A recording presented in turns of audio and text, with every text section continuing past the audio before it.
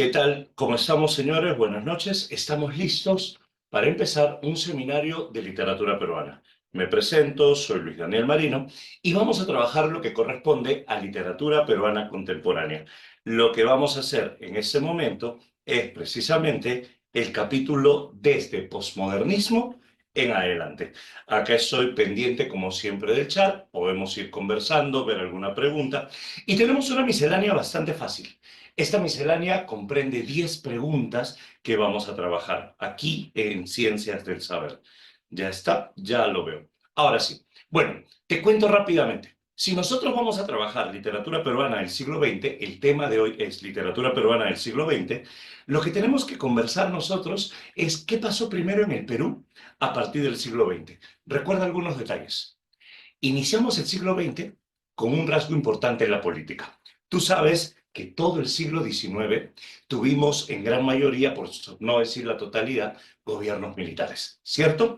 En el siglo XX vamos a tener la presencia de gobiernos civiles y en el siglo XX vamos a tener la famosa República Aristocrática. Acuérdate, los antiguos empresarios guaneros comienzan a invertir en política y entonces aparecen presidentes como Nicolás de Piérola, como López de Romaña, Candamo, Pardo, Leguía, Billingur, Benavides, hasta llegar al segundo gobierno de Pardo y luego el famoso oncenio de Leguía, ¿cierto? Entonces, aquí nosotros lo que vamos a apreciar es precisamente qué pasó en esta literatura. Tú sabes que cuando gobiernan los civiles nace un concepto importante. Este concepto es el intelectual. ¿Qué sabemos nosotros acerca del intelectual? El intelectual es aquella persona que nace precisamente para pensar, es aquella persona que se dedica precisamente a dar su opinión. Por ejemplo, pensemos en Chocano. Acuérdate que en el siglo XX algo que va a caracterizar es que inicia el Perú con el remanente, con el rezago de lo que venía a ser el realismo de Manuel González Prada. ¿Te acuerdas? Salíamos de la Guerra del Pacífico. Salíamos del desastre nacional y empezábamos el siglo XX. Y en este siglo XX aparece una literatura que se conoce como modernismo. Recuerda un detalle. Cuando nosotros hablamos acerca del modernismo, es la primera corriente original de Hispanoamérica. ¿Qué significa esto? Que el modernismo inicia con una literatura nueva. Una literatura que, si bien es cierto, nace en Chile con el nicaragüense Rubén Darío, llegaría al Perú también con personajes como José Santos Chocano. Chocano, en literatura, destacaría el inicio del siglo XX. Hace unos años, en plena pandemia, Chocano fue incorporado al prospecto, ¿te acuerdas? Luego lo sacaron. Para nosotros, para nuestro examen de admisión, vamos a empezar con la etapa posterior a José Santos Chocano. ¿Cuál es esta etapa? El posmodernismo. Si hablamos nosotros acerca de posmodernismo, tenemos que plantear algunas cosas sencillas. Punto número uno. El modernismo había caído en un profundo desgaste. El modernismo ya había cometido, a nivel de Hispanoamérica incluso, muchos excesos. Como decían, era la nada vestida con traje de fiesta. El modernismo se volvió mucho adorno, mucho retocado, mucho maquillaje, pero a la vez poco mensaje. Y entonces, una reacción a los excesos del modernismo en Hispanoamérica sería el posmodernismo. ¿Qué es el posmodernismo? Como lo ves aquí, el posmodernismo es el momento de transición. ¿Qué es transición? El punto medio entre el modernismo y la vanguardia.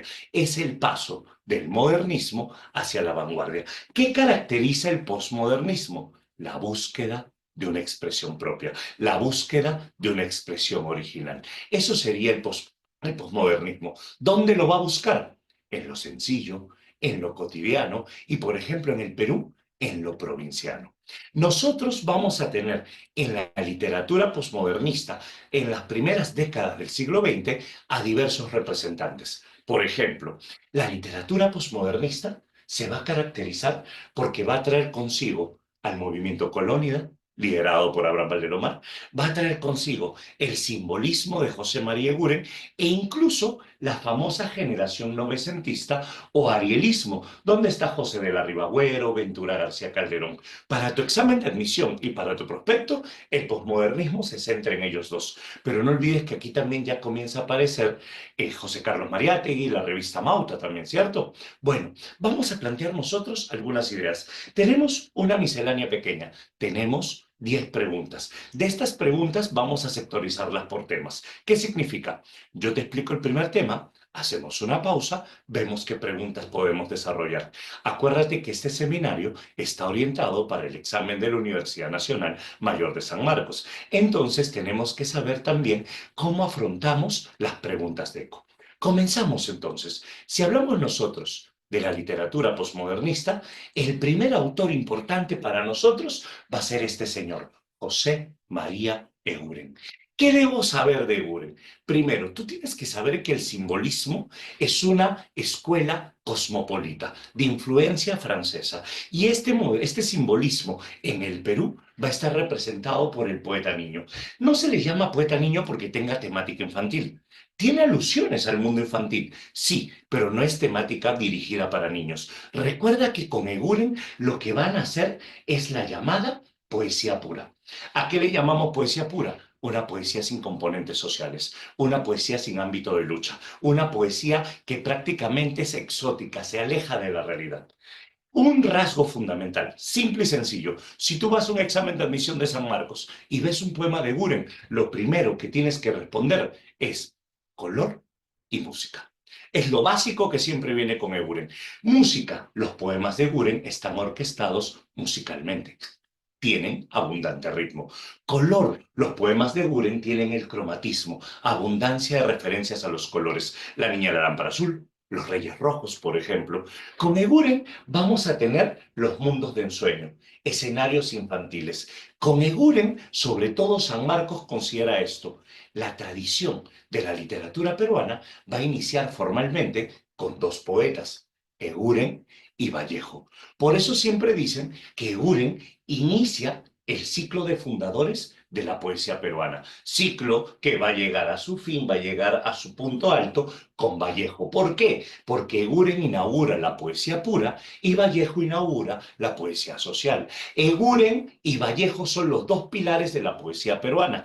Eguren representa lo exótico, lo cosmopolita, lo alejado de la realidad, mundos de ensueño, mientras que Vallejo la temática social, la solidaridad, los conflictos, el dolor humano. Si hablamos nosotros de Eguren, Eguren se caracteriza porque no es explícito. ¿Qué significa esto? En la poesía de Eguren aparece de manera sugerente una cosmovisión, aparece de manera sesgada. Un ejemplo, Eguren te habla de la niña de la lámpara azul, pero Eguren no te dice quién es la niña de la lámpara azul.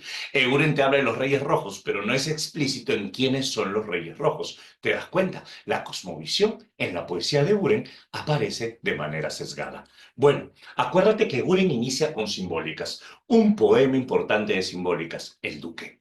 Hoy se casa el duque, no es, viene el chantre, viene el juez, con pendones de escarlata, florida cabalgata, musicalidad. Los reyes rojos, desde la aurora, combaten los reyes rojos con lanza de oro, cromatismo. Un poemario importante de Buren, además de sombras y rondinelas, sería La canción de las figuras, porque en la canción de las figuras se ubica este poema muy conocido, La niña de la lámpara azul. Cromatismo. En el pasadizo nebuloso, cual mágico sueño de Estambul, su perfil presenta destelloso la niña de la lámpara azul. ¿Te acuerdas? Ámbito de misterio, cosmovisión, eso es lo que vamos a tener dentro de Buren. Ahora, el otro autor importante acá va a ser Valdelomar. Y si hablamos de Valdelomar, nos referimos al movimiento Colónida. Recuerda un detalle, el movimiento Colónida nace con la fundación de la revista Colónida, revista quincenal de literatura, artes y ciencias sociales. Acuérdate que esta revista Colónida pretendía una nueva literatura peruana. Precisamente, ¿qué es el movimiento Colónida? El movimiento Colónida es un movimiento que nace en el posmodernismo en contra de lo que llamamos academicismo, del intelectual soberbio y pedante, sobre todo limeño. Vamos a oponernos acá a las castas literarias, a estas familias de escritores que eran pues lo que dominaban los medios de comunicación en el siglo XX. Y acá se va a proponer en cambio la imagen de la realidad cotidiana, la realidad inmediata, lo provinciano o lo nacional en términos de provincia. Esto lo vas a tener con Percy Dixon, con Federico More y sobre todo con Abraham Valdelomar. ¿Qué sabes de Valdelomar? Primero, tú sabes que se le recuerda como el dandy, elegante, soberbio. Valdelomar también se le recuerda como el conde de Lemos. Valdelomar recuerda que es el padre del cuento peruano, el cuento criollista o también el cuento costeño. Valdelomar es un escritor pisqueño que va a llegar a Lima y va a traer a Lima la literatura de provincia, la experiencia provinciana. Acuérdate que un tema fundamental en la literatura de Valdelomar es la infancia provinciana frente al mar. Acuérdate que con Valdelomar vamos a tener la vida aldeana, con Valdelomar vamos a tener la experiencia cotidiana. Acuérdate que este Valdelomar, líder del movimiento colorida que exalta lo provinciano, se va a caracterizar por el intimismo, por lo cotidiano y por la nostalgia. Esa palabra clave, que también la vas a ver en la poesía de Buren, es un sello fundamental que marca toda la literatura peruana del siglo XX en realidad. Si hablamos nosotros de la nostalgia en Valdelomar, tiene que ver con la evocación, con la añoranza, con el recuerdo. Por ejemplo, acuérdate eso, el primer Valdelomar que llega a provincia es el Valdelomar de la poesía. El Valdelomar que inicia con Tristitia, mi infancia, que fue dulce, serena, triste y sola. Se deslizó en la paz de una aldea lejana, entre el manso rumor con que muere una ola y el tañer doloroso de una vieja campana. Valdelomar también traería, por ejemplo, El hermano ausente en la cena pascual, donde en plena fiesta navideña hay un sitio de la mesa vacío y mi madre mira el lugar del ausente y se pone a llorar, ¿cierto? Este Valdelomar aparecería también en algunos cuentos, por ejemplo, los primeros cuentos como El caballero Carmelo, por ejemplo, El vuelo de los cóndores, donde amplía un narrador en primera persona, un narrador que casi siempre era niño, por ejemplo, en estos cuentos, donde refresca pues la imagen provinciana, pero luego Valdelomar va a ir cambiando. Valdelomar se establece en Lima, se autodenomina el Conde de Lemos y Valdelomar comienza a traer una nueva literatura. La nueva literatura que trae Valdelomar es el neorrealismo, influencia del italiano Gabriel D'Annunzio, y es neorrealista precisamente en novelas como La ciudad de los tísicos, una novela muy diferente a su primera producción, o por ejemplo Los hijos del sol. En Los hijos del sol Valdelomar va a tener una temática andina, incaica, pero al mismo tiempo una temática de dolor distante, mientras que en El Caballero Carmelo, Valdelomar evoca la familia y exalta la familia en cuentos como El alfarero, te habla mi ayu es mi barro. El alfarero era el hombre que vivía solo. ¿Te das cuenta? Muy diferente. Este Valdelomar, para tu examen de admisión, va a ser fundamental con el Caballero Carmelo.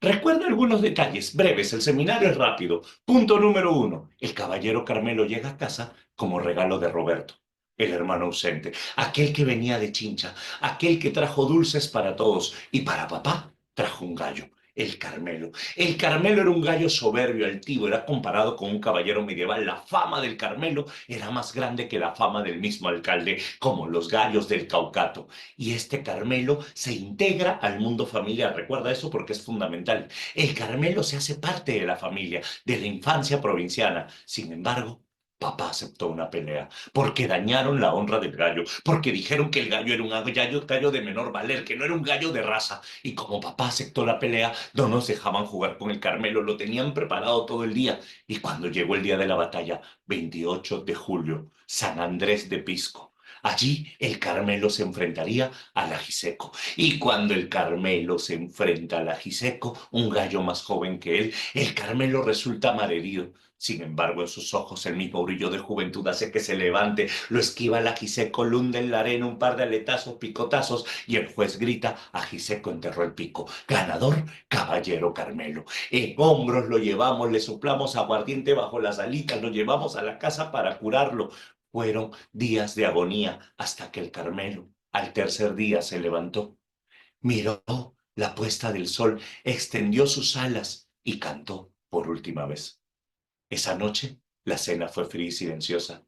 Nadie tocaría el tema y a la mañana siguiente no tendríamos su canto alegre como una melodía. Pero jamás voy a olvidar aquel que fue el héroe de mi infancia, Caballero Carmelo. ¿Notas la imagen de provincia? ¿Notas la evocación? ¿Notas la nostalgia? Infancia provinciana costeña frente al mar, hogar provinciano. Esos son los temas del primer punto, el postmodernismo. Te cuento. Hacer una pregunta de eco es sumamente fácil para nosotros. ¿Por qué? Porque las preguntas de eco están basadas en la teoría que te pide la misma universidad. Entonces, nosotros lo que vamos a hacer es responder las preguntas. A ver, ¿están por allí? Veo el chat, trato de leerlos. Vamos a ver, te cuento. ¿Qué tenemos que saber nosotros aquí? Rápidamente. Mira, lo primero que vamos a manejar son preguntas tipo de eco. A ver, por ejemplo, me voy a la siguiente diapositiva. Me hago un poquito más chiquito para no estorbarte y leo contigo la pregunta y tú me vas a dar la respuesta, porque está sumamente fácil. Dice, con respecto a las características de la poesía de José María Eguren, marque la alternativa que contiene la afirmación correcta sobre los siguientes versos. En el ciclo te voy a ir enseñando cómo hacer estas preguntas. En la gran mayoría de los casos, incluso sin leer los textos. Tú sabes que no es necesario leerlo completo. Los textos nos van a permitir sacarnos de dudas, pero tú sabes que lo que te está pidiendo que es algo correcto sobre Eguren. Primero, mira las alternativas. Uno, A. Refleja directamente los conflictos de la sociedad peruana del siglo XX. Tú sabes que eso es falso. ¿Por qué? Porque Eguren no es un poeta social, ¿cierto? Se va la A. B. Sugiere la belleza etérea, inmaterial, a través de personajes exóticos y autóctonos. Cuidado con la palabra autóctono. Autóctono como que la aleja, ¿cierto? C. Recurre a la musicalidad y sonoridad. ¿Me estás diciendo que Guren tiene música? ¿Que Guren tiene ritmo? Esa me gusta. D. Busca el reconocimiento del gran auditorio a través de recursos lúdicos. Tú sabes que Guren, más que buscar el reconocimiento del gran auditorio, era considerado en un inicio como un poeta confuso. ¿Por qué? Por las palabras que empleaba. E expresa su propósito de emplear el arte como un instrumento político. Eso es poesía social. Elimina la E. Yo elimino la A, elimino la E, elimino la D, elimino la B por autóctono y me salió la clave. ¿Quieres comprobarlo? Hoy se casa el duque, no es viene el chantre, viene el juez. ¿Ya viste? Pregunta 1, clave C. ¿Está fácil? Si no, vámonos a la pregunta número 2. ¿Qué tenemos aquí? A ver, lee el siguiente fragmento del hermano ausente en la cena de Pascua, de Abraham Valdelomar, y completa el siguiente enunciado. Atento al enunciado. La narrativa y la lírica de Valdelomar muestran. A ver, te están pidiendo un elemento de Valdelomar. Escenas familiares, sí. Vida urbana, no. Escenas rurales, sí. Claro exotismo, a veces. Personajes cotidianos, sí. Uy, está difícil. Con notorio tono nostálgico, sí. Narrativa, perdón, dramatismo, ya habíamos votado la B, así que no. Ánimo de denuncia, no.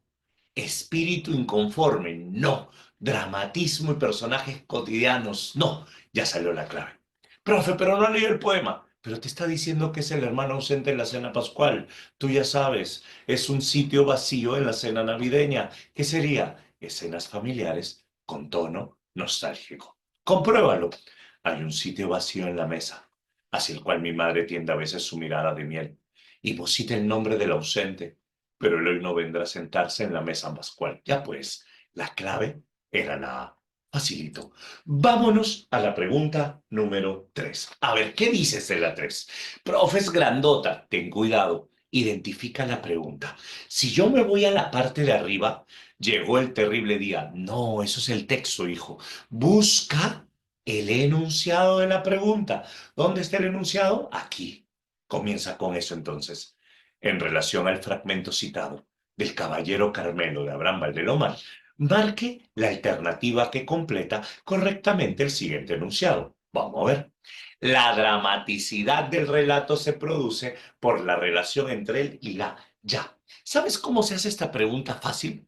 Recordando la teoría de la presa Marcos. Cuando hablas de dramaticidad de un conflicto, solo hay una clave posible. Y esto ya ha venido en admisión también. ¿Cuál es? La forma como Carmelo entre casa y la forma como Carmelo se va. ¿Qué significa eso? La dramaticidad es cuando el Carmelo llega, el Carmelo no llega a pelear por la familia, el Carmelo ya era un gallo viejo, el Carmelo llega a gozar de su fama y se integra al ámbito familiar, se integra en la vida familiar. Eso es en la primera parte. ¿Y cuál es la parte triste? Cuando el Carmelo muere, la trágica muerte del Carmelo. Si tú miras eso, el desenlace fatal del ajiseco, el tema no es el ajiseco. El recuerdo infantil en Pisco y la crueldad de la familia con el gallo no es cruel. El espacio citadino, citadino no. El ambiente costeño de Aldea no puede ser. Primera derrota del Carmelo, no, el Carmelo ganó. El destino trágico del gallo y la vida familiar cotidiana. ¿Qué significa? El Carmelo era parte de la familia y muere trágicamente. Clave la E. Y si tú lees el texto, qué crueldad, dijo mi madre. Lloraban mis hermanas, la más pequeña. Oye, anda junto con él, cuídalo. Pobrecito, es el conflicto trágico entre la pelea a muerte y el gallo que es parte de la familia. Clave la letra E. Y con esto tenemos las tres primeras preguntas. ¿Cómo vamos hasta acá? ¿Todo bien? ¿Todo claro? ¿Todo sencillo? ¿Sí? ¿Estamos bien? ¿Están allí? Cuéntenme, ¿qué tal? A ver, aquí estoy viéndolos. Ya está. Igual ando pendiente de esto, pero sigo explicando. Yo sé que tú has venido porque quieres aprender algunas cositas más. ¿Qué te parece si vemos qué pasó después? Gobernó Leguía. Y cuando gobernó Leguía, llegó al Perú el vanguardismo. ¿Qué debo saber acerca de la vanguardia? ¿Qué debo saber acerca del vanguardismo? Estamos entre 1920 y 1930. Estamos en una de las partes más importantes, sobre todo del oncenio de Leguía, ¿cierto? Acaba de celebrarse el primer centenario de la independencia del Perú. Y cuando inicia esta etapa de vanguardia, llega la vanguardia extranjera, llegan las técnicas de vanguardias, pero también nace una vanguardia propia. La vanguardia peruana va a ser mayoritariamente poética. Acuérdate que vamos a iniciar con La Casa de Cartón de Martín Adán, que es prosa poética. En esta etapa vas a tener, por ejemplo, a César Moro, el autor de La Tortuga Ecuestre, vas a tener a Emilio Adolfo Westphalen, a Carlos Oquendo de Amat, pero el más representativo para nuestro examen de admisión va a ser César Abraham Vallejo Mendoza, ¿cierto? ¿Qué debo saber de Vallejo? Primer punto. Antes de hablar de Vallejo directamente, lo que yo tengo que contarte son los rasgos que tiene la vanguardia lírica. Si tú analizas la vanguardia en poesía, lo primero que vas a señalar es que hay un versolibrismo. Versolibrismo significa, olvídate de la métrica, olvídate de la rima. La poesía es solo ritmo. No hay métrica, no hay rima, no contamos las sílabas. Segundo, abolición del yo. ¿Qué es la abolición del yo? Te lo cuento rápidamente. Si la poesía antes era expresión del yo y de sus sentimientos, ahora no. Ahora la poesía va a ser precisamente empleada como arma de lucha, de protesta o simplemente mostrar tu posición social, porque recuerda que en la vanguardia vamos a tener una visión universal del hombre. Siguiente. Hay una dimensión espacial en el poema. ¿A qué nos referimos con eso? A que la poesía va a ser más que simples líneas. Nace algo que se conoce como el caligrama. ¿Qué es el caligrama? Dibujar con los versos. La dimensión espacial del poema. Vamos a tener experimentalismo lingüístico. Vamos a romper con la forma de expresar, vamos a cuestionar la propia expresión y sobre todo vamos a inventar palabras nuevas, a innovar en el léxico o como con Vallejo le llamaríamos, presencia de neologismos. Si hablamos nosotros de este periodo, vamos a centrarnos sobre todo en la poesía de Vallejo. ¿Qué tengo que saber? Punto número uno. Los poemas de Vallejo tienen tres etapas específicas. Analicemos esto. Tú sabes que la primera etapa de la poesía de Vallejo se conoce como etapa modernista. En la etapa modernista es notoria la influencia de Rubén Darío, y es en esta etapa donde vamos a tener el libro Heraldos Negros, 1918, ¿cierto? La segunda etapa de la poesía de Vallejo es la etapa de influencia vanguardista, y esta corresponde en poesía a Trilce. Y la tercera etapa importante de Vallejo es la etapa de poesía social, socialismo, en algunos libros lo encuentras como marxismo o poesía comprometida. Y acá hay un par de poemarios importantes, ambos póstumos. España, aparta de mí este cáliz y poemas humanos.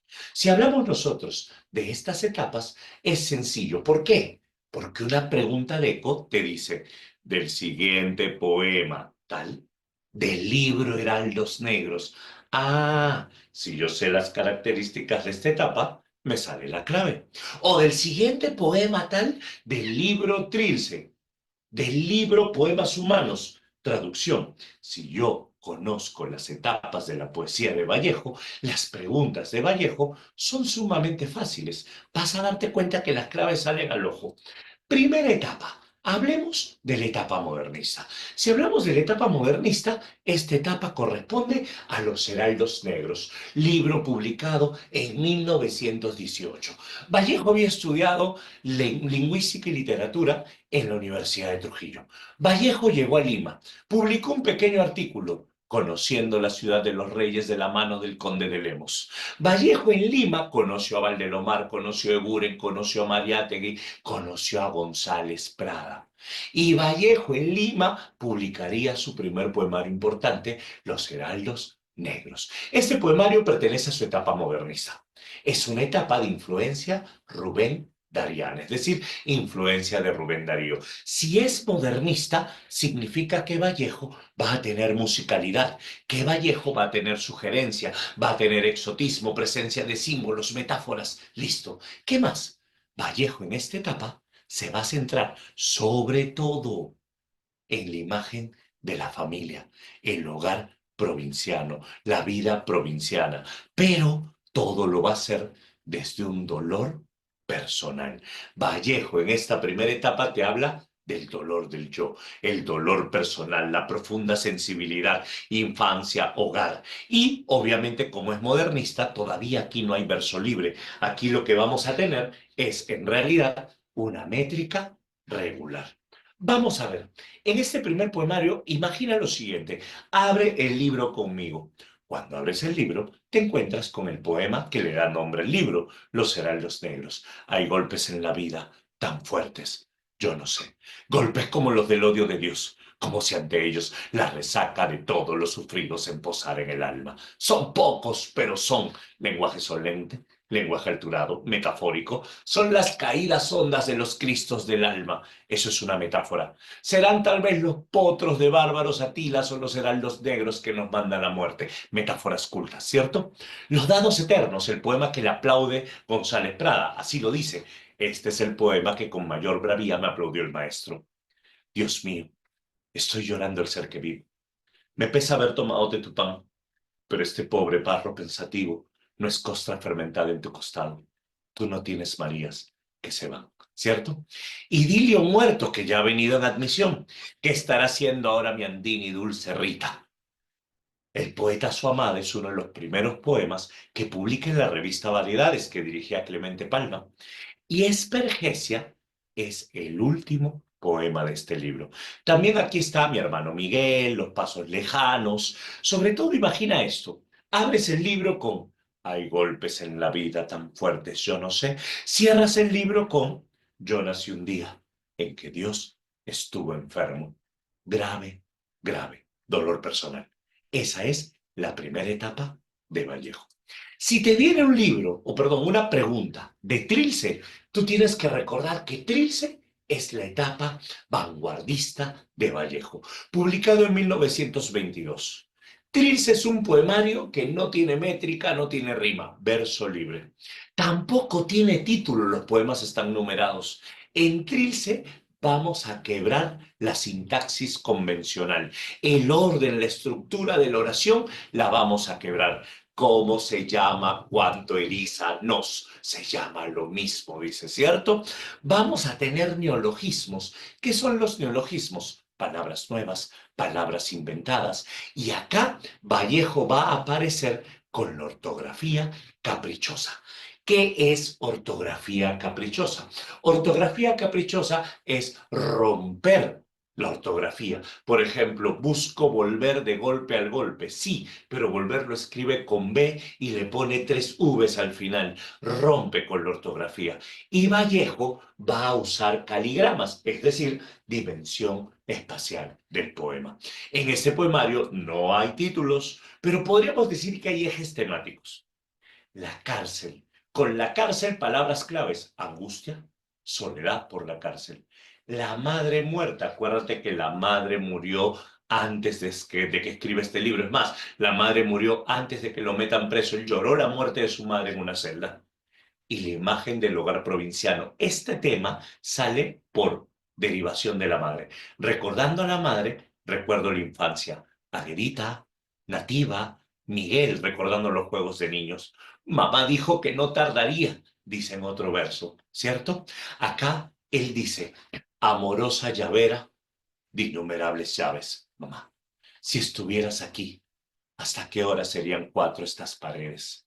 ¿Te das cuenta? Alusión a la celda y a la madre muerta. El tercer momento de la poesía de Vallejo es el de la poesía social, donde vamos a tener 2 poemarios. Primero, España parte de mi este cáliz. Después de publicar Trilce, Vallejo viaja a Europa. Vallejo pasa por Rusia, se establece en Francia, se casa con Georgette Philippard y luego Vallejo, por un problema migratorio, termina en España una temporada y termina en España durante la Guerra Civil. Ya había muerto Federico García Lorca y aquí Vallejo va a apoyar la causa republicana, siendo el poeta de los republicanos. Vallejo aquí va a escribir este poemario que se va a publicar oficialmente en 1939. Vallejo murió en el 38, no te olvides. Este poemario es póstumo, pero este poemario se había publicado de manera informal, a manera de folletín mimeografiado, y es más, incluso cuenta la historia que los mismos soldados fabricaban el papel con el que Vallejo publicaría estos versos y eran los versos que traían los soldados guardados consigo. Esta es la etapa socialista de Vallejo ambientada en la guerra civil y un tema fundamental es la solidaridad. Es aquí donde está el himno a los voluntarios de la República, el poema España parte de mí este cáliz que le da título a este libro o incluso Masa. Un detalle de Masa es el poema más recordado aquí. Al fin de la batalla y muerto el combatiente, vino hacia él un hombre y le dijo: no mueras, te amo tanto. Pero el cadáver, ay, siguió muriendo. ¿Te acuerdas? Esta etapa que habla de la solidaridad, que ya la misma San Marcos lo ha preguntado anteriormente. Y en esta tercera y última etapa también está el libro Poemas Humanos, que originalmente se llamaba Nómina de Huesos y que sería publicado aquí en el Perú por Raúl Porras Barnechea, al menos el que le puso el título y se encargó de la edición. En Poemas Humanos tenemos la tercera y última etapa, también es de publicación póstuma. Una característica que suele venir en esta etapa es que Vallejo va a emplear un lenguaje de la conversación cotidiana. ¿Qué significa eso? Los términos que utiliza en Poemas Humanos son más sencillos que los que utilizó en Trilce o en Eran los Negros. Otro detalle que tiene este poemario es la presencia de metáforas corporales. ¿A qué le llamamos metáforas corporales? El cuerpo se convierte en el espacio de dolor, el cuerpo se convierte en el espacio de sufrimiento. Mencionas los huesos húmeros, mencionas la cabeza, mencionas el tórax. Tienes también presencia de paralelismos y oposiciones. ¿Qué es un paralelismo? Cuando los versos adoptan estructura semejante y eternamente vida y eternamente muerte y eternamente sueño. Eso es un paralelismo. Y oposiciones, la presencia de términos opuestos o lo que solíamos recordar como la figura antítesis. Esto va a ser visto en poemas como Piedra Negra sobre Piedra Blanca. Moriré en París con aguacero, un día del cual tengo ya el recuerdo. Moriré en París y no me corro. Tal vez un jueves como es hoy de otoño. Jueves será, porque hoy jueves que proso estos versos. ¿Te das cuenta? Los húmeros me he puesto a la mala. Metáforas corporales. Traspié entre dos estrellas, que son las bienaventuranzas de Vallejo, la rueda del hambriento, o pasa un hombre con un pan al hombro. Tan cotidiano es el lenguaje de Vallejo que en Pasa un hombre con un pan al hombro dice algo así como: pasa un hombre, se rasca la axila, extrae un piojo y lo mata. ¿Cómo hablar de psicoanálisis? Este sería el panorama de poesía de Vallejo. Ten cuidado que en la Presa San Marcos a veces te piden no solo la poesía, por ejemplo, novelas de Vallejo, como Fabla Salvaje o El Tungsteno, cuentos de Vallejo como Paco Yunque, ensayos de Vallejo como El arte y la revolución y teatro de Vallejo como Colacho Hermanos. Ahora, si nosotros vemos las preguntas de Vallejo, podemos apreciar lo siguiente. Vamos a ver. Mira, déjame apagar el ventilador. A ver, ahí está. Comenzamos. Primera pregunta de Vallejo. ¿Qué nos dice? A partir del fragmento citado del poema 25, perteneciente a Trilce, se puede sostener que en el estilo César Vallejo hace uso de. ¿Qué es lo primero que tienes que darte cuenta acá? Acá lo primero que tienes que darte cuenta es la obra que está mencionando. ¿Qué obra está mencionando? Trilce. Y si Vallejo está mencionando Trilce, vamos, ¿Trilce tiene conversación cotidiana? No, eso es poemas humanos, ¿cierto? Siguiente. ¿Trilce tiene neologismos? Sí, puede ser esa. ¿Trilce tiene metáforas corporales? No. ¿Trilce tiene sintaxis convencional? No. Más bien Trilce quiebra la sintaxis convencional. ¿Y Trilce tiene un lenguaje cotidiano otra vez? No. Entonces, la única posible en Trilce es la letra B. ¿Qué significa esto? Significa que Vallejo inventa palabras. Compruébalo. Tal el tiempo de las rondas, tal el del rodeo, para los planos futuros. Cuando, ahí viene, inánima Grifalda relata solo fallidas callandas cruzadas. ¿Ves los neologismos? Estaba facilito, pero si te das cuenta, podía salirte la clave sin haber leído el poema. El poema lo lees para confirmar o aclarar dudas. Profe, y si en una clave decía neologismos y en otra clave decía caligrama, ahí veías el poema. Y si el poema no tenía ninguna forma, entonces eran neologismos. ¿Te das cuenta? Tampoco no te digo que nunca vas a leer los textos. Los textos sirven para corroborar o aclarar dudas. Nos vamos a la pregunta número 5. ¿Qué nos dice la 5? Lee no el poema, sino el enunciado. A partir del fragmento citado, del poema Gleba, perteneciente a Poemas Humanos, se puede sostener que en cuanto al estilo de Vallejo, poemas humanos. A. Utiliza paralelismos. Puede ser. Puede ser. B. Hay imágenes corporales. Puede ser. Puede ser. C. Lenguaje de la conversación. Imagino conversación cotidiana. Puede ser. Compromiso político. Puede ser. ¿Quiebra la sintaxis? No. ¿Te das cuenta? En esta pregunta vamos a tener cuatro posibles claves, no las cinco. Entonces, ¿qué hay que hacer? Lee el poema. Levanten sus defectos capitales con cintas, su mansedumbre y sus vasos sanguíneos. La palabra mansedumbre como que no es muy cotidiana. Tristes de jueces colorados, tienen su cabeza, subraya cabeza, su tronco, subraya tronco, sus extremidades, subraya extremidades, tienen su pantalón, sus dedos, sus metacarpos y un palito. Dime, si menciono tronco, extremidades, cabeza, inmediatamente, ¿qué marco? Metáforas corporales o imagen corporal, ¿cierto? La clave era la letra B. Excelente. Vámonos a la pregunta número 6. ¿Qué tenemos en la pregunta número 6? En relación con el fragmento anterior del poema Yuntas, de Poemas Humanos, ya te dijo de dónde es, de Poemas Humanos, marque la afirmación correcta. Busca características. Vamos a ver. A. Tiene una notoria influencia del modernismo Rubén Darío. Dime, ¿Poemas Humanos es modernista? No, pues, se va. ¿Recurre a un estilo de paralelismos y oposiciones? Puede ser. ¿Alude a la sensación de encierro y soledad carcelarias? No, eso es trilce. ¿Utiliza una ortografía caprichosa y quiebra la sintaxis? No, eso es trilce. ¿Propone la solidaridad como clave del progreso social? Podría ser, podría ser. Pero a ver, mira, al ojo ves el poema completamente, completamente, completamente, completamente, completamente.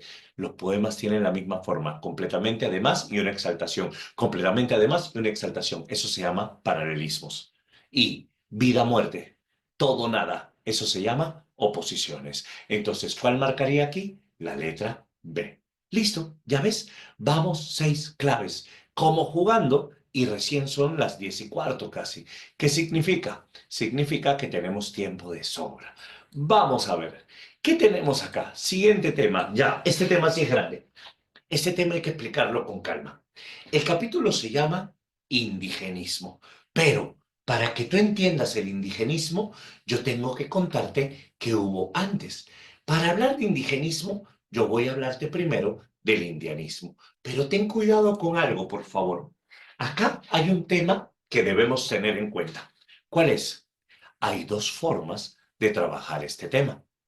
La forma tradicional, la que siempre trabajaba San Marcos, dividía el indigenismo por temas, donde hablaba de un indigenismo regionalista y uno simbolista, donde hablaba de Ciro Alegría como exógeno y Arguedas como endógeno, y donde decía que había un indigenismo del norte, del centro y del sur. A raíz del 2020, cuando San Marcos cambió la temática de su prospecto en literatura, se añadieron otros conceptos como estos: indigenismo ortodoxo y neoindigenismo. Hoy en día, en una pregunta de admisión, te pueden colocar cualquiera de las dos formas. Entonces, yo te explico las dos. ¿Qué tienen en común? Primero, para hablar de indigenismo, hablemos del antecedente. ¿Cuál es el antecedente del indigenismo? El indianismo. Tú sabes que indígena es una etnia con deberes y derechos, reconocida constitucionalmente. Indígena no necesariamente habla del hombre andino, también hay indígena amazónico. Pero antes el término empleado era indio. Indio era un término despectivo. Indio era un término peyorativo. Indio se usó hasta inicios del siglo XX. Mariátegui sería una de las primeras personas que hablaría de indigenismo, aunque él todavía usaba la palabra indio. Acuérdate que uno de sus ensayos se llama El problema del indio y estamos en el siglo XX. Entonces, si nosotros hablamos del indianismo, literatura de indios, vamos a considerar dos siglos, el siglo XIX y el siglo XX. El indianismo, San Marcos en un momento lo definió así, como la romantización del indio, como una visión romántica del indio. El indianismo, escúchame bien, el indianismo era la imagen del indio, tratar el tema del indio, pero sin conocerlo. Yo voy a hablar del indio, pero yo no lo conozco. Esa es una gran característica que hay acá. Es una mirada con menor conocimiento o casi sin conocimiento del indio. Si hablamos nosotros de esto, en el siglo XIX vamos a tener el indianismo paternalista. El indianismo paternalista aparece tras la Guerra del Pacífico, cuando llega el realismo al Perú. Cuando llega el realismo al Perú, hay un afán de revaloración del indio. Pero como yo no lo conozco, en el siglo XIX voy a ver al indio como el pobrecito. Voy a ver al indio como el marginado, como el humillado. Citemos a González Prada. 300 años ha que el indio rastrea las capas inferiores de la civilización, siendo un híbrido, con los vicios del bárbaro y sin las virtudes del europeo. Y ahí diría, enseñadle siquiera a leer y escribir, y veréis si en un cuarto de siglo se levanta o no a la dignidad de hombre. Es decir, enséñale a leer y escribir y si llega o no llega a la dignidad de hombre, problema suyo. Esa era la postura de González Prada. Para González Prada el problema del indio era un problema de índole educativo, un problema de índole pedagógico. Vosotros, maestros de escuela, tenéis la tarea de galvanizar una raza que se adormece bajo la tiranía del juez de paz, del cura y el gobernador, la Trinidad embrutecedora del indio. La otra que está acá es Clorinda Mato de Torner, que también pertenece a la corriente realista, pero Clorinda Mato de Torner es más pobrecito el indio. Pobrecito, hay que cuidarlo, hay que protegerlo. Para Clorinda Mato de Torner es el blanco letrado, criollo letrado, el que tiene la misión de proteger al pobre y desvalido indio. Eso es en el siglo XIX. ¿Correcto? En el siglo XX dejas el paternalismo, pero aparece un indianismo de tipo socioeconómico. ¿Qué significa socioeconómico? Para José Carlos Mariátegui, el problema no es didáctico, no es pedagógico. Decir que el problema del indio es un problema de índole pedagógico es tocar apenas la parte externa y notoria de un problema que trae consigo un factor superior, el gamonalismo. Para José Carlos Mariátegui, el gamonal, el latifundista, él es el que causa el problema del indio. El problema del indio es la tierra. De nada sirve si es que le das escuelas al indio y el gamonal sigue administrándolo todo, incluso lo que se enseña o no se enseña en las escuelas. Por eso José Carlos Mariátegui propone una visión diferente. ¿Cuál es la visión? Una visión de tipo socioeconómica. Esto es nuestro indianismo. Incluso podríamos mencionar acá también un indianismo de tipo modernista o exótico. Aparece Ventura García Calderón, el arielista autor de La venganza del cóndor. Y Ventura García Calderón, a inicio del siglo XX, veía al indio como un elemento decorativo. Veía al indio como un adorno, nada más. Eso es el indianismo. ¿Qué diferencia hay entre el indianismo y el indigenismo? Bueno, el indigenismo es diferente. ¿Por qué? Porque el indigenismo se va a caracterizar primero porque yo voy a tener una imagen veraz del indígena. Vamos a tener una inclinación a la verosimilitud. En otras palabras, yo te veo, yo te conozco, yo sé quién eres. ¿Te das cuenta? El autor indigenista va a tener la voluntad de acercarse para conocer al indígena. Entonces, ¿qué vamos a tener acá? Revaloración del indígena, imagen veraz y, sobre todo, una revaloración del mundo andino. Pero eso es lento. ¿Por qué? Porque la mirada hacia el indígena es lenta.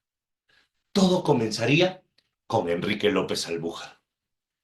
En la postura de ortodoxo y no indigenismo, a Albújar lo vas a considerar el primer indigenista. En la visión norte-centro-sur, a Albújar lo vas a considerar antecedente del indigenismo, pero es un antecedente que es el punto de partida.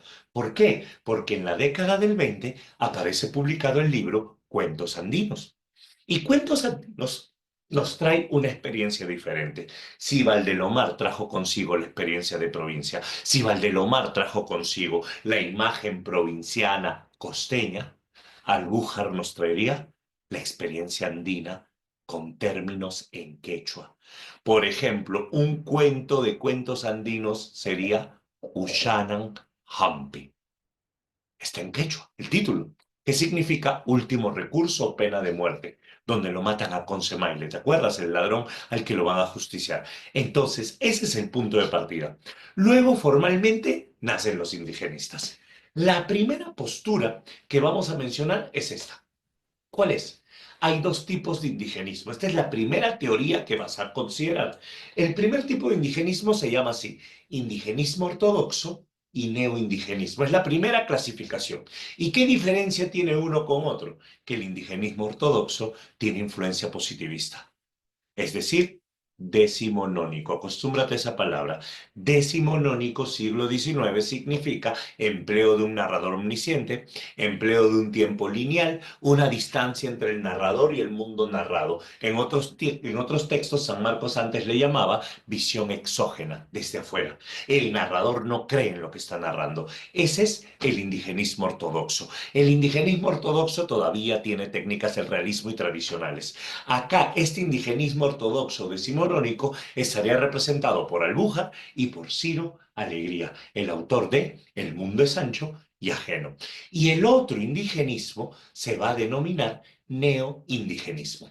¿Qué es el neoindigenismo? La presencia de elementos mítico-mágicos, la presencia de elementos maravillosos, la presencia de una cosmovisión en la literatura. Acá vamos a tener Arguedas. ¿Qué caracteriza la narrativa de Arguedas? El narrador se identifica con el mundo andino.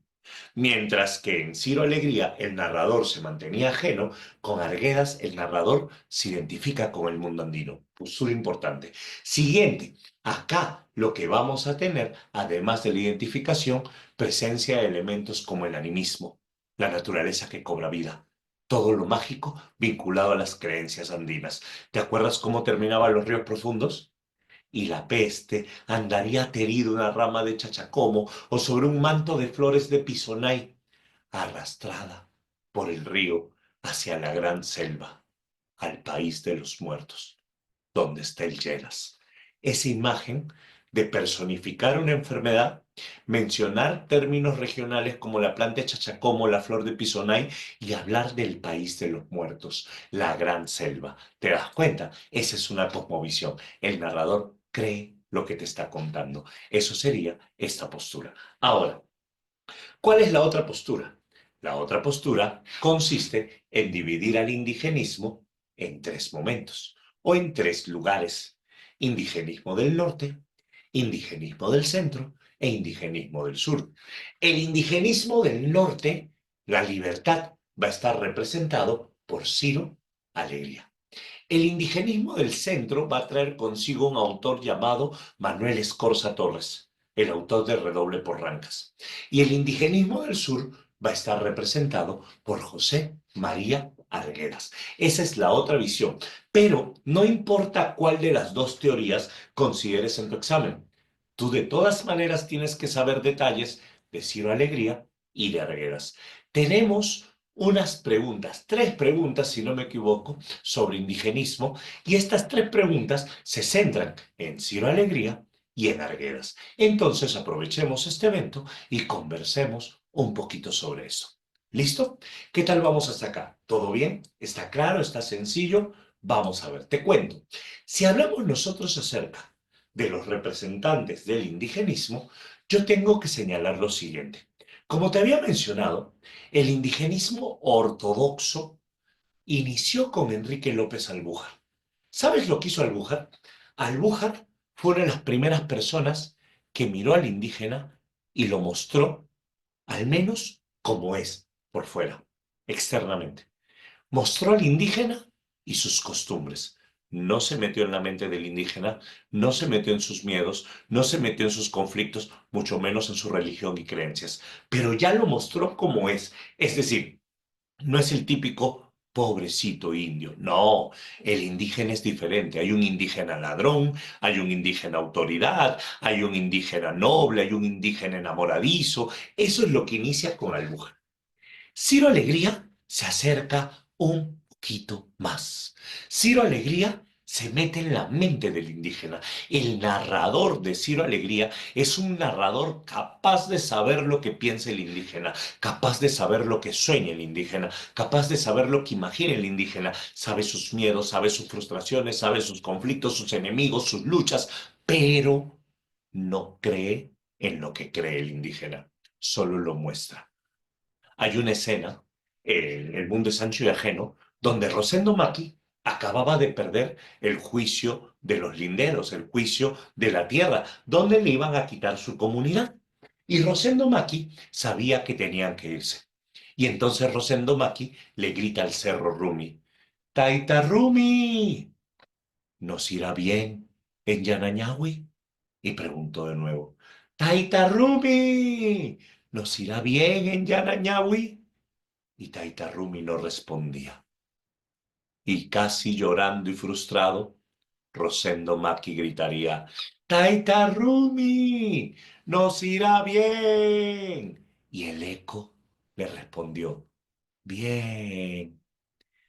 Y el anciano Rosendo regresó satisfecho.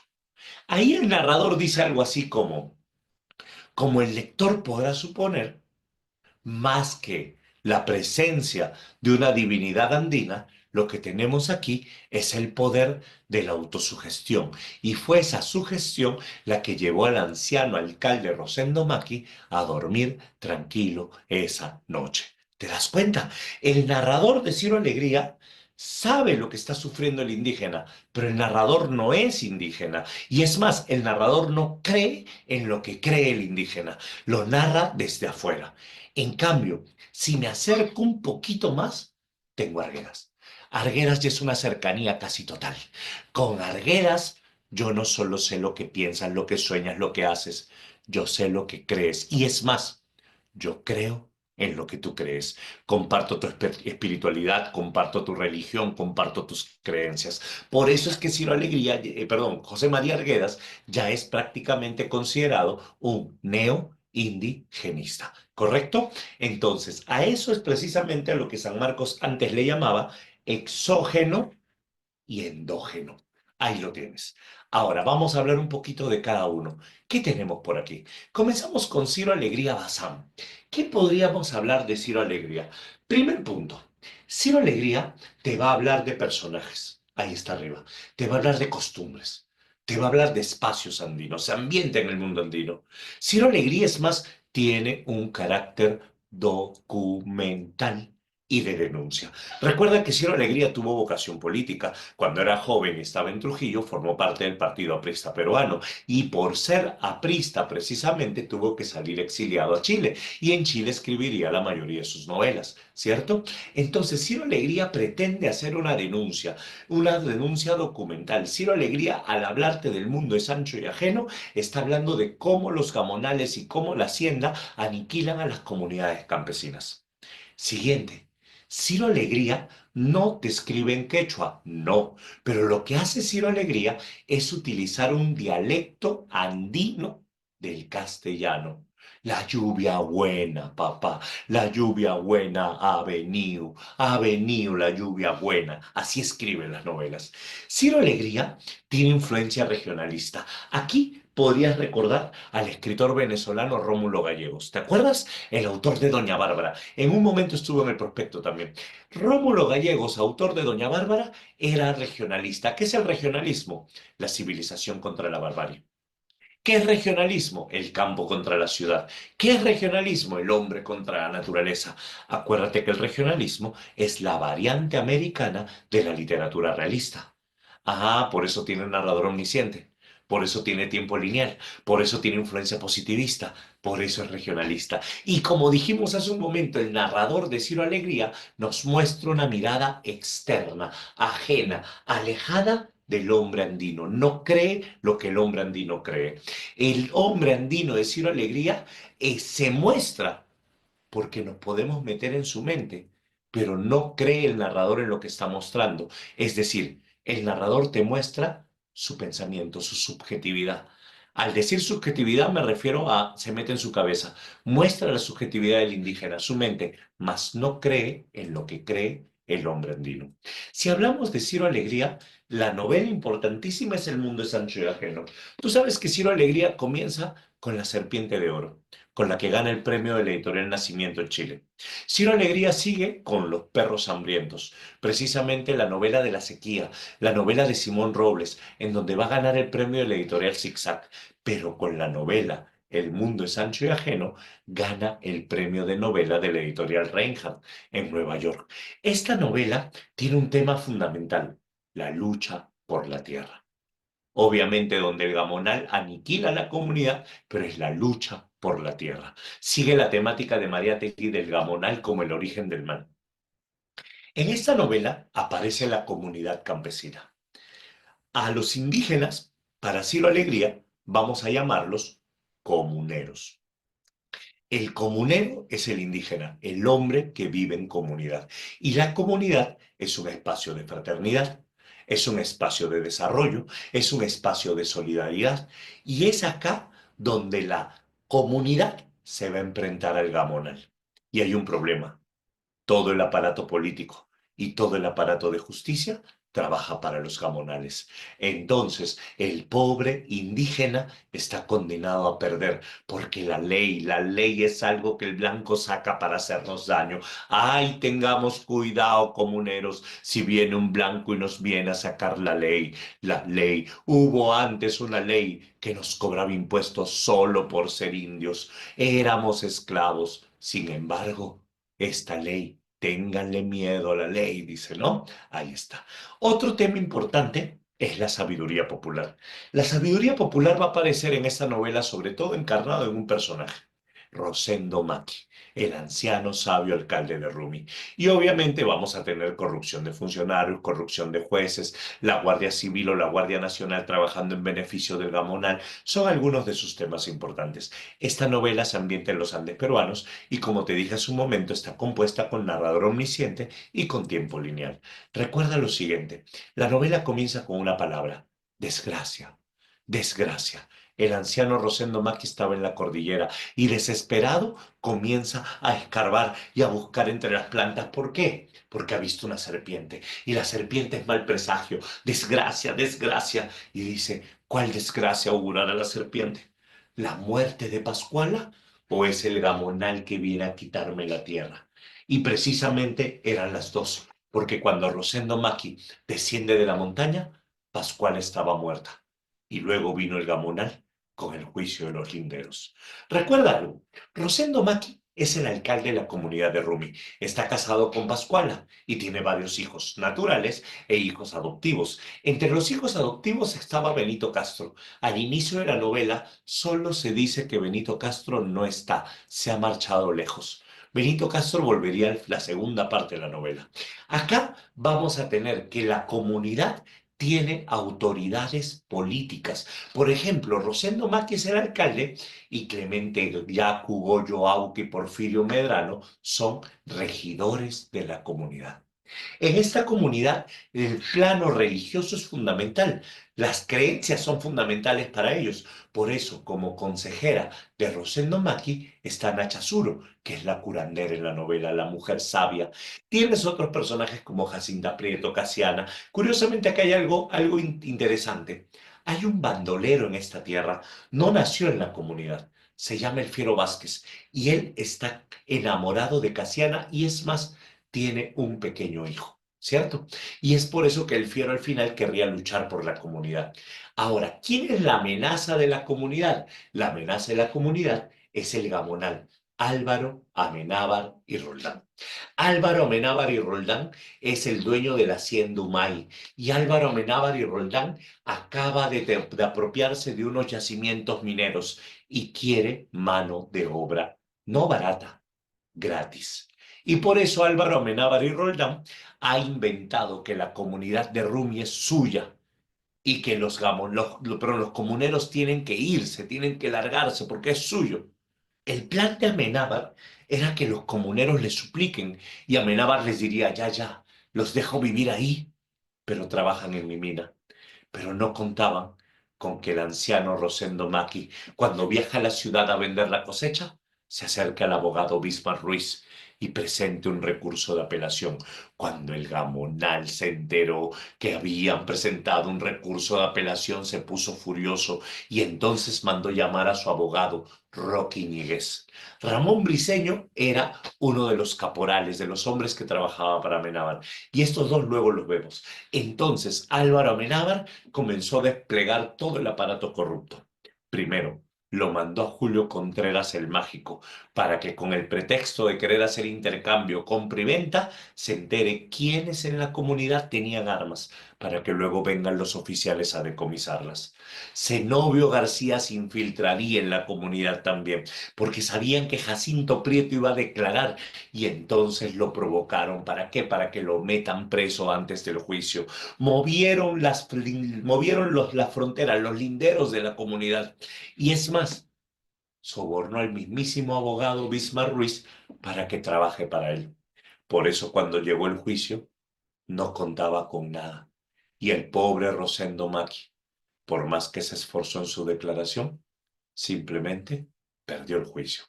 Y la comunidad tendría que marcharse. De Rumi se fueron atrás de la cordillera, a Yanañahui, donde el rayo tocaba la tierra, tierra húmeda, infértil, fría, y cuando llegaron a Yanañahui, nadie era feliz. Y fue el toro de Rosendo que regresó a la comunidad, y fue Rosendo el que quiso ir a buscar a su toro, lo que provocó que los caporales lo vean y lo acusen de abigeo, lo denuncien y lo metan preso. El alcalde Rosendo Maki terminó en una celda. Y cuando terminó en la celda, pasaron semanas, y luego compartiría la celda con el Fiero Vázquez, quien le propuso escapar. Pero Rosendo no. Él confiaba en el recurso de apelación sin saber que el mismo Álvaro Amenábar tenía todos los documentos que nunca habían llegado a Lima. Al final, como el Fiero Vázquez escapó, al pobre Rosendo Maki lo mataron a golpes en la celda los guardias. Muerto Rosendo Maki, la comunidad era dirigida por Clemente Yaco, hasta que tiempo después llegó Benito Castro. Benito Castro había estado en Lima, Benito Castro había viajado a muchos lugares, Benito Castro sabía de protestas, sabía de luchas, sabía de derechos, y este Benito Castro, al ver que la comunidad sufre, dijo: pero si la tierra es húmeda, es porque el río pasa cerca, ¿por qué no redireccionamos el río? Y cuando dijo eso, la anciana Nachazuro decía: eso es ofender a los dioses, no hay dios del río, hagámoslo. Y entonces el pueblo le creyó, redireccionaron el río, y entonces la tierra cambió, reverdeció, lo nombraron alcalde, era feliz, la comunidad comenzó a sobresalir. Benito Castro tuvo un hijo con Marguicha, era el alcalde tranquilo, hasta que el Gamonal, tiempo después, presentó otro documento diciendo que ahora Yanañahui también era suyo.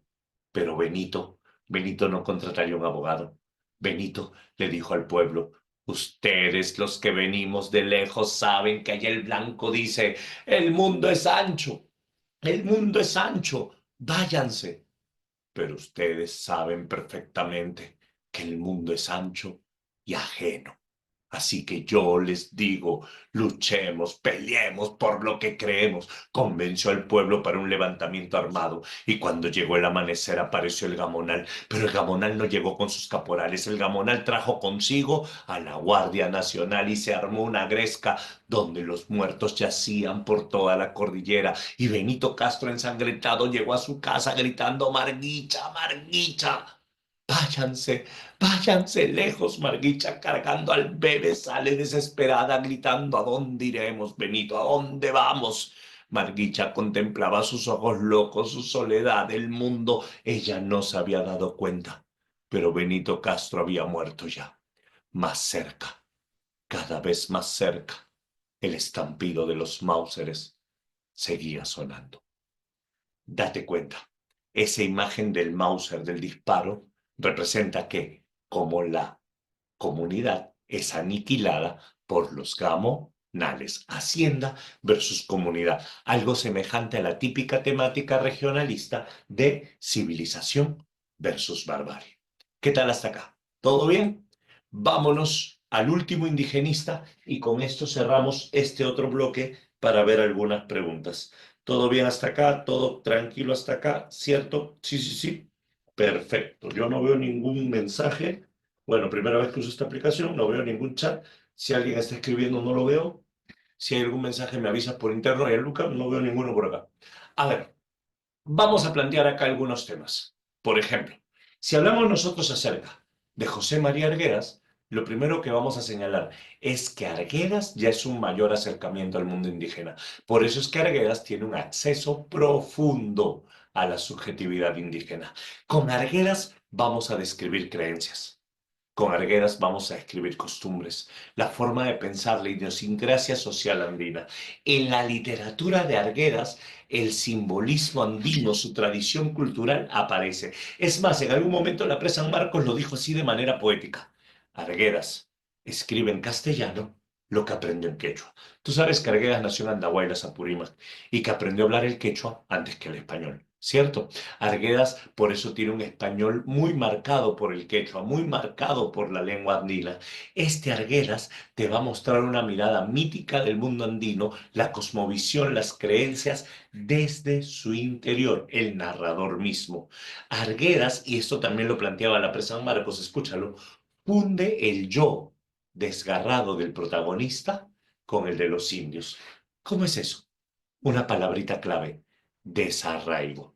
Sensación de desarraigo.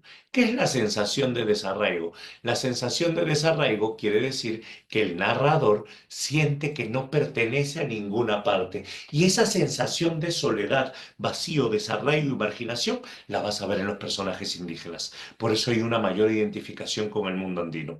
Si hablamos nosotros de José María Arguedas, vamos a tener una novela fundamental: Los ríos profundos.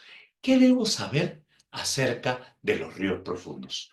Primer punto: si te preguntan en examen de admisión de qué trata los ríos profundos, lo primero que tienes que señalar es que el tema fundamental es la identificación con el mundo andino.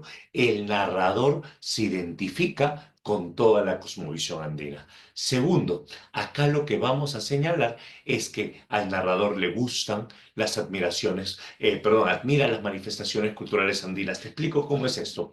Hay un barrio en los ríos profundos, se llama Huanupata. Huanupata significa montaña de basura. Y en ese barrio están las chicherías. Y en ese barrio aparecen los huaynos, los arpistas, los cantos, y Ernesto adora eso, las manifestaciones culturales andinas. ¿Qué más? Acá hay otro afán: el narrador, sobre todo por esta vocación de antropólogo, va a tener el afán, el deseo de explicar los términos en quechua. Abancay puede que venga de la voz Ahuancay, Ayancay, comienza a jugar con las palabras. Vamos a tener cantos, hay poemas en quechua, hay páginas que están en quechua dentro de este libro. Y sobre todo, admira la fuerza de los personajes indígenas. Una personaje sobre todo, Doña Felipa, la líder de las chicheras, la que se rebela contra el monopolio de la sal. Podríamos decir nosotros que en este deseo de identificarse con el mundo andino, Ernesto, el protagonista de Los Ríos Profundos, va a tener dos mundos. El mundo andino, donde está la comunidad campesina, donde están los cholos de la chichería, los colonos, ¿cierto? Y vamos a tener el mundo occidental, marcado ¿por qué? Por el colegio, la iglesia y el hacendado. Tres aspectos. Los dos primeros se unen. El colegio y la iglesia son uno solo, porque es un internado religioso bajo el cargo del padre Linares. Y los hacendados, ¿por qué? Porque vamos a tener haciendas como la hacienda Patibamba, donde los indios tienen condiciones infrahumanas. Hay maltrato, hay explotación. Entonces, ese es el mundo occidental. Es más, en el primer capítulo de la novela, que se llama El Viejo, ya habla de esto. Para empezar, ¿de qué te hablan Los Ríos Profundos? Los Ríos Profundos es una novela de mucha violencia racial, de mucha violencia social. Cuando Ernesto y su padre, Gabriel, llegan al Cusco, son recibidos por el viejo. El viejo era el tío abuelo de Ernesto, el tío de su padre. Y el viejo los recibe en una cocina de indios. No los recibe en un espacio digno de ellos. La casa es enorme y tiene tres patios. El tercer patio es el patio de los indios y ahí les da una habitación. Es decir, hay discriminación social. En la misma novela vas a ver que como viven los gamonales y como viven los indios es diferente. El papá de Ernesto era un abogado viajero que defendía las causas justas. Acá vamos a tener en el colegio también la misma violencia: el yeras, el añuco, como los abusivos. Otro tema es el desarraigo cultural, es decir, sientes que no perteneces a ninguna parte, la desconexión a las raíces propias. Y no solo Ernesto, sino su papá también, porque cuando el papá sentía que se identificaba con un lugar, que le gustaba mucho el lugar o el paisaje, se mudaban inmediatamente. La educación es opresiva. Los sacerdotes representan esta autoridad. Todo tiene que ser obediente, es decir, no hay ninguna capacidad crítica. El estudiante no razona, solo obedece. Y hay a la vez un enorme vínculo con la naturaleza. Cuando habla del río Pachachaca, por ejemplo, la descripción de los paisajes, el Apu Carguarazo, el cerro que le va a dar fuerza, conexión con la naturaleza. Esos son algunos temas presentes dentro de esta novela. Otro punto que podremos señalar es que Ernesto pasa por el Cusco. Dos cosas lo apasionan en el Cusco. Primero, en la campana de la catedral. Se llamaba la Mariangola. Y segundo, lo va a apasionar los muros de la fortaleza inca. Y es allí donde Ernesto se sorprende tanto de ello que el papá se da cuenta que le afecta. Y le dice, tú como niño puedes ver cosas que nosotros los grandes no vemos. Y toma la decisión de llevarlo a estudiar. Por eso es que lo lleva a Abancay. En Abancay va a haber esos dos mundos. Mientras que en Guanajuato están las chicherías, en Patibamba está la explotación de los colonos. Lo que Ciro Alegría llamaba comuneros acaban a ser indios colonos, los que viven en la hacienda en realidad. Y es aquí donde vamos a tener personajes como la Opa Marcelina, signo del abuso sexual, símbolo sexual en el colegio, o Doña Felipa, la líder de las chicheras, la que se levanta contra el monopolio de la sal. Un episodio fundamental. Papá se fue a Chalhuanca y luego a otros pueblos, y Ernesto se queda en el internado. Ernesto ve este conflicto, el abuso, el maltrato. El Lleras le pega a un cura y el Lleras se va. Y entonces todo el mundo dice, Dios ya debe haberlo matado, Dios ya debe haberlo matado. Al hermano Miguel le pegó. Y el Añuco se lo llevan al Cusco para que sea sacerdote. Los dos abusivos se van. Y entonces Ernesto queda allí hasta que viene la epidemia de la tifus. Y esta epidemia se contagia por los piojos. Muchos mueren por altas fiebres. La mayoría de niños son recogidos por sus padres, menos Ernesto. Y los indios reclaman porque quieren que el cura les haga una misa para morir bien. Cuando Ernesto toca las campanadas porque el cura acepta la misa, vienen como una horda de enfermos y el cura le dice a Ernesto, tu papá me ha mandado una carta, me dice que te espera donde tu tío Gabriel, donde tu tío el viejo anda al Cusco, anda al Cusco. Y Ernesto sale corriendo, cruza el río Pachachaca y es ahí donde suelta esta frase. Si las oraciones de los indios funcionan, veríamos a la peste aterida una rama de chachacomo o sobre un manto de flores de pisonay, llevada a la gran selva, al país de los muertos, donde está el Lleras. ¿Qué es lo que está diciendo precisamente acá? Lo que está diciendo es que las tradiciones de el mundo andino son reflejo precisamente de esta cosmovisión. Entonces, con esto nosotros podríamos descubrir que en la literatura de José María Argueras tenemos un mayor acercamiento al mundo andino. Tenemos una cosmovisión, hay un animismo, los cerros cobran vida y eso es lo que va a caracterizar a este nuevo indigenismo. ¿Estamos bien hasta acá? Vamos con las preguntas. A ver, te cuento rápidamente. Pregunta siguiente. Vamos a ver, ya nos queda poquito, ya vamos a acabar. Nos quedan 4 preguntas y acabamos. 3 salen al toque. ¿Cómo hago la pregunta que viene? A ver, déjame chequear el celular. Ahí está.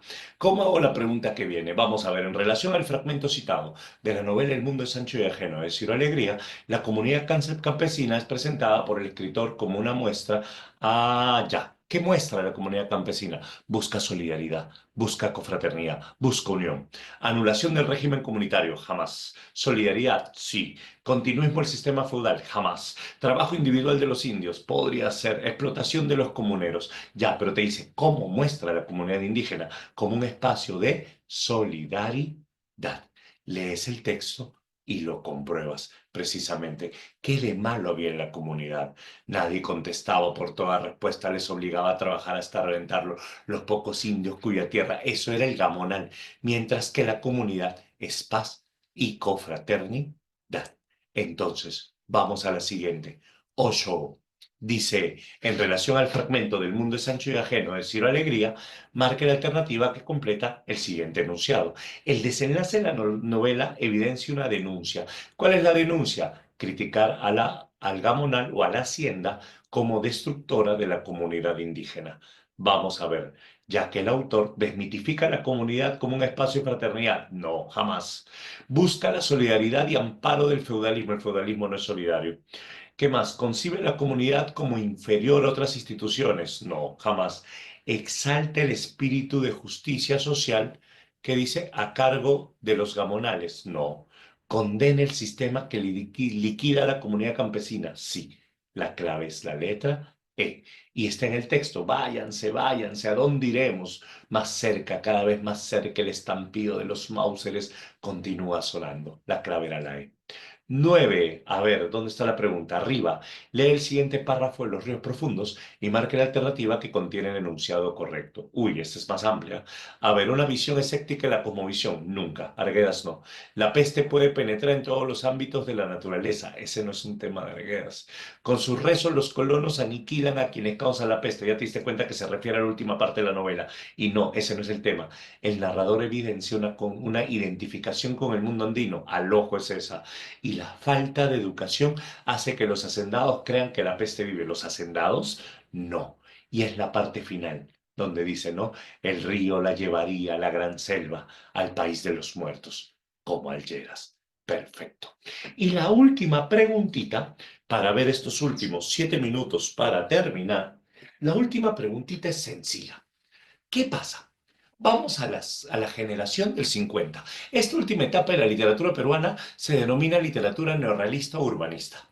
Estamos en el ochenio de Odría. Salud, educación y trabajo. Acuérdate que con Odría se mejora la ciudad a nivel infraestructura, no a nivel humano. ¿Correcto? Hay un potente centralismo, por eso se va a dar el fenómeno migratorio. Las ciudades van a crecer, va a haber un movimiento demográfico y crecimiento demográfico en la ciudad de Lima. Y es esto que va a llevar a que la literatura cambie. Y es así que nace esta literatura del 50. ¿Qué es la literatura del 50? La literatura de la ciudad moderna. Lima se moderniza como este enorme edificio que en su momento era el Ministerio de Educación o el elefante blanco de Odría, ¿cierto? Lima se convierte a su vez en un espacio de migración. El migrante va a tener una mirada crítica de la ciudad de Lima, una mirada analítica de la ciudad de Lima. Este migrante provinciano es aquel que viene a vivir en los cerros, aquel que viene a vivir en los extremos de la ciudad, y Lima, que era pequeña, se convierte en una enorme ciudad. En el 50 era sorprendente y escandaloso hablar del 1 millón de habitantes de Lima. Enrique Congress le llama el monstruo del 1 millón de cabezas, así le llama. Hoy en día tiene 10 millones, ¿no? Entonces, en ese entonces fue grande, hoy en día es mucho más. Ribeiro va a hablar de Lima como una enorme mandíbula.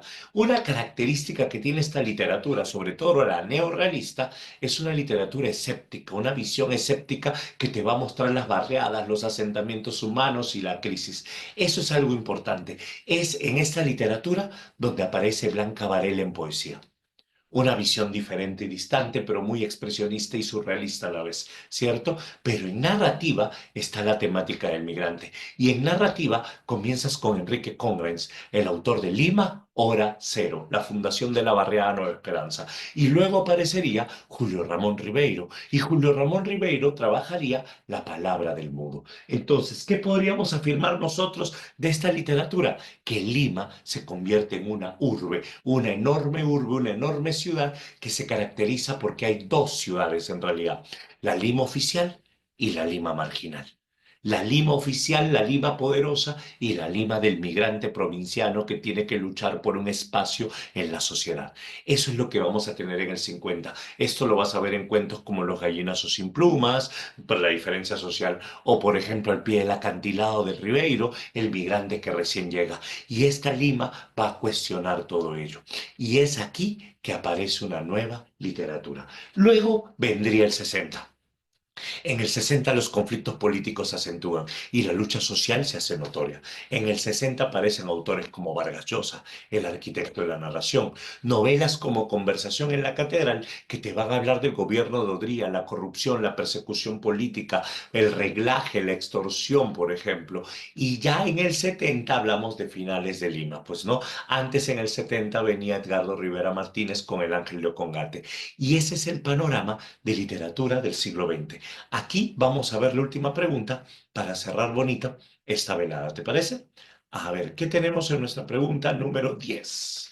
Dice así, con respecto al siguiente fragmento del Niño de Junto al Cielo de Enrique Congres, marque la afirmación correcta. Acuérdate que Esteban llega a Lima con su madre, precisamente de provincia, y llegan a vivir en el Cerro El Pino. Por eso dice que viven en el barrio de Junto al Cielo. Y cuando Esteban baja a la capital, se encuentra un papel extraño, era un billete. Y un niño limeño, Pedro, es el que le dice, pero eso es plata. podemos multiplicarla. Y se van a comprar revistas al centro, regresan, las venden por el mercado central, ganan, duplican el dinero. Mira, ganamos. Lima se presentaba como la ciudad de las oportunidades. Lima se presentaba como la ciudad del progreso. Esteban estaba emocionado y Pedro le habla de la gaseosa. Cómprate una de mi parte, anda, trae una gaseosa. Y cuando el emocionado va, regresa, se da cuenta que ya no estaba. Esperó a que venga, pero al caer la noche, descubrió que no llegaría. Y el pequeño Esteban sube de nuevo a su casa, de junto al cielo, después de haber tenido su primera experiencia en la capital. Había trabajado todo el día y lo habían estafado. Esa es la ciudad de Lima, que te enamora, te seduce, pero también se aprovecha de ti. Mira las claves. Desarrolla una vertiente en la narrativa del 50 relato fantástico. Congrace no. Ribeiro tiene algunos cuentos fantásticos. Enfatiza el proceso de modernización de las zonas marginales. No, esas no se modernizan, son barriadas. Propone una visión crítica de la urbe, Lima, desde la mirada del migrante. Esa me gusta. Cultiva el neoindigenismo. No, Congrace no. Al referirse al mundo mágico del indio. Edgardo Rivera Martínez, por ejemplo, tiene ahí, ¿no? Carlos Eduardo Zabaleta, por ejemplo, tiene esa tendencia. Aborda los conflictos que afrontan las clases medias en el campo. Mezclo todo. No. La clave tiene que ser la letra C. Y lo compruebas mirando el texto Lima. Eso era Lima, Lima, Lima. La palabra le sonaba hueco. Recordó, su tío le había dicho Lima era una ciudad grande, tan grande que en ella vivió 1 millón de personas. La bestia del millón de cabezas. Exacto. Eso es Lima. Y con eso tenemos nuestro panorama. Hasta aquí llegamos con esta pequeña clase. Espero que te haya agradado el seminario. Como habrás notado, hemos visto un poquito de los últimos temas del prospecto, desarrollando preguntas de admisión. Yo te invito a que veas más preguntas y vas a darte cuenta que las claves salen con los temas que estamos mencionando, porque esto es sumamente sencillo. Un examen de admisión a San Marcos, si manejas la teoría adecuada, es sumamente fácil. Pero para eso tienes que prepararte adecuadamente. Así que ya sabes, estamos por iniciar un ciclo donde humildemente te apoyaré en todo lo necesario. Espero que te haya agradado la clase. Cuídate mucho. Hasta otra oportunidad. Muchas gracias. Hasta luego. Gracias, Gianluca.